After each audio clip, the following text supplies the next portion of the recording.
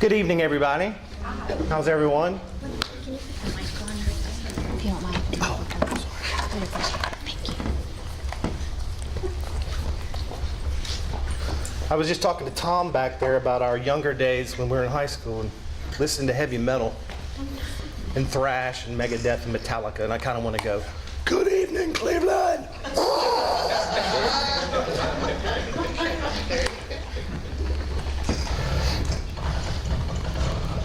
Well, my name's John, and I'm in the Instructional Technology and Design program in the Curriculum Instruction and Special Ed.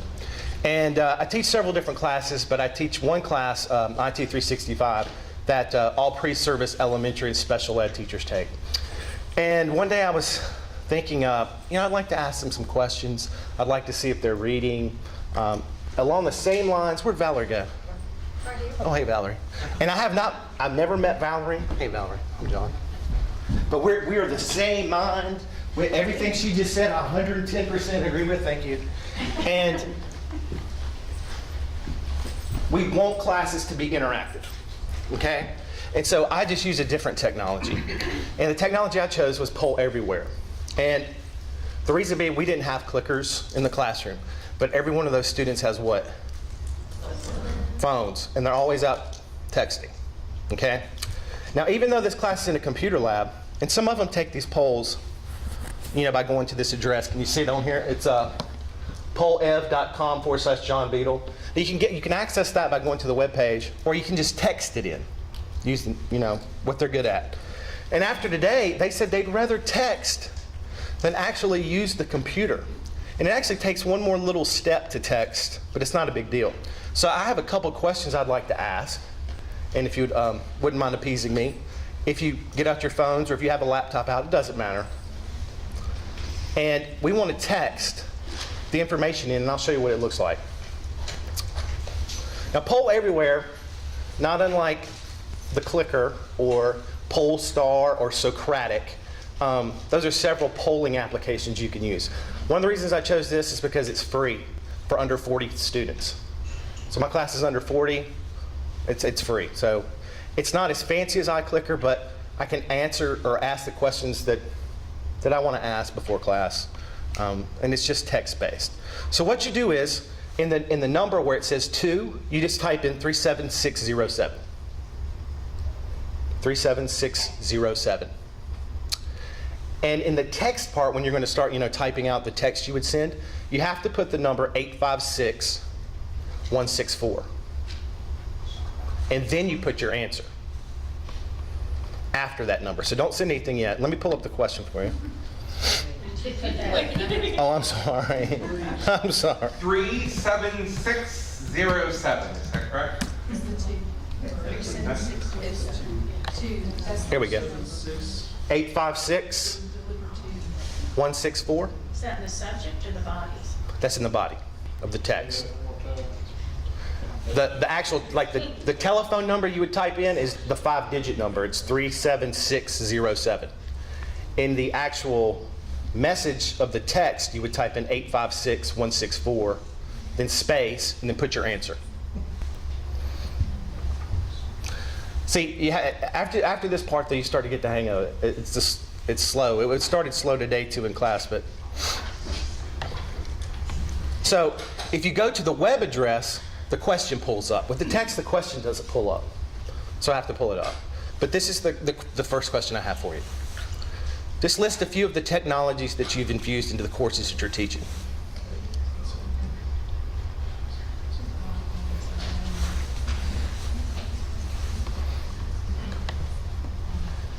And as you can see here, your answers start to pop up in this word cloud.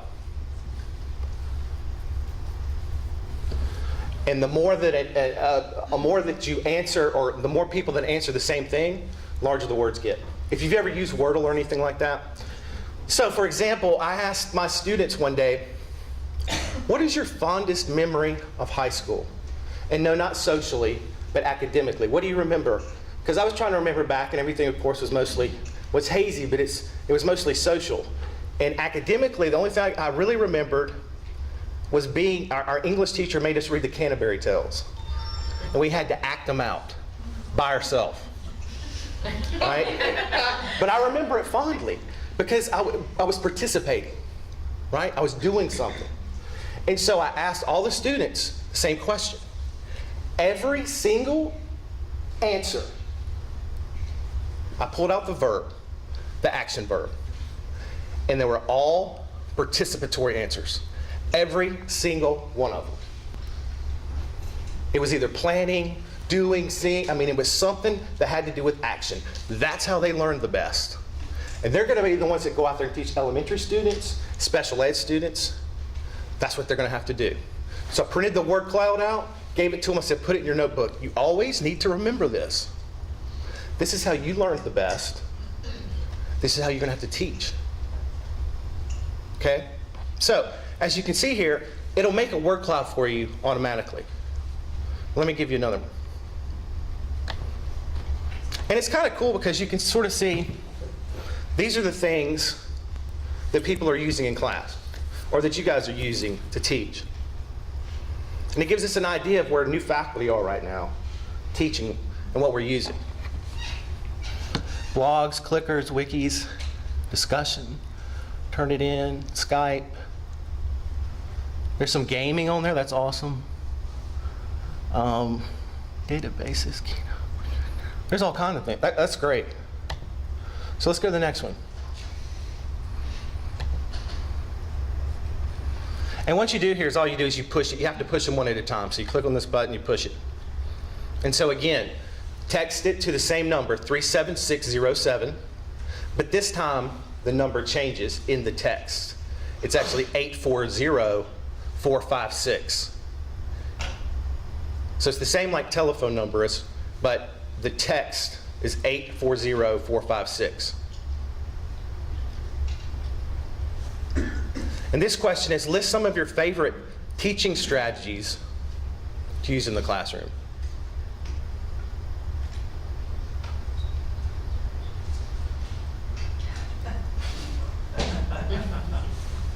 And see, I have it set up a little bit differently here. It's a live text wall instead of the word cloud. And it gives you 4 options. You got text wall, moderator, word cloud. So you can look at it in several different ways. Jeopardy, think, pair, share. And we can see everything in real time as it comes in. Amazing Grace. I understand. We've moved on. Jeopardy group lecture, small group discussion activities. Okay. Socratic Method. So this gives you an idea of what's going on in this community right here. So most of you are first-year faculty, I believe, right? So it's a way you can see, I ask you this, you can ask your students this. It's very easy to implement. Andrew asked us to find something that, that you could take away from you in about 5 minutes. So this is what I give to you. It's easy to do. Everybody has a phone. You don't need a lab. They're already using it. They're probably on it when you get into the classroom. It's an easy way to take a formative assessment if you want to with them. I haven't graded it, but Valerie had a great point about the 5% of your grade, using it that way. A lot of mine's just to see how they're feeling about things, what they're thinking, what open-ended questions that I can pull out themes most of the time.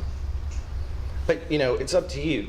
And like I tell most of them that ask me like what I should be using or what I should do or what hardware or what software, I always say, until you play with it and use it, it's up to you. So try it out. It's free, like I said. But it also has a licensing fee if it's over 40 kids, or 40 students, I should say. But there are other alternatives.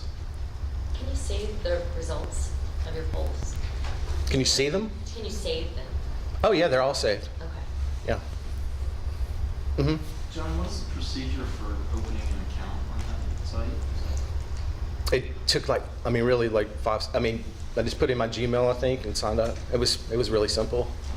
The only difference, there's another one that's pretty good too, the Socrative. It's Socrative. So I'm gonna say Socrative, but it has an app. I don't know if the app would make it easier to use. It might.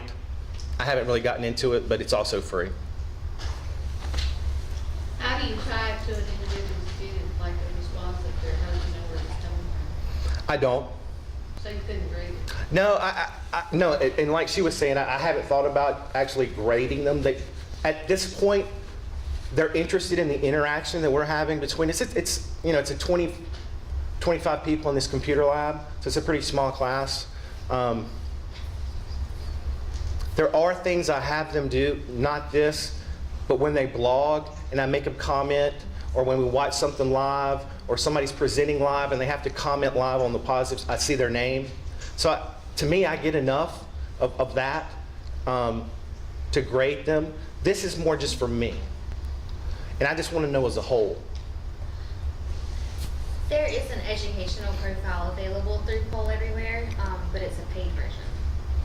Yeah, anything over, I think it's over 40 students, it starts, it's like $15 at 50, and I think then it jumps up to like 250 people, and it's, I want to say $65 a month.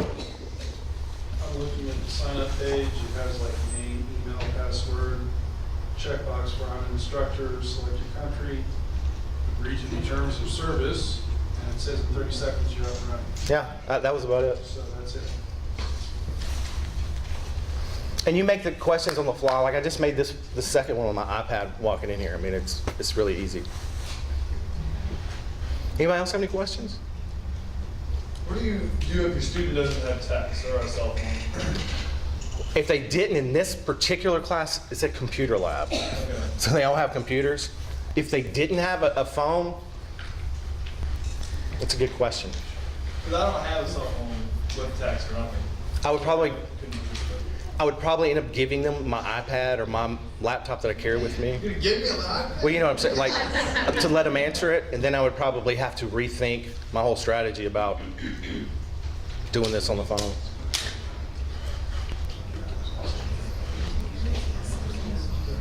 Anybody else? Thank you, and we're right, going to thanks. bring everybody back to answer questions.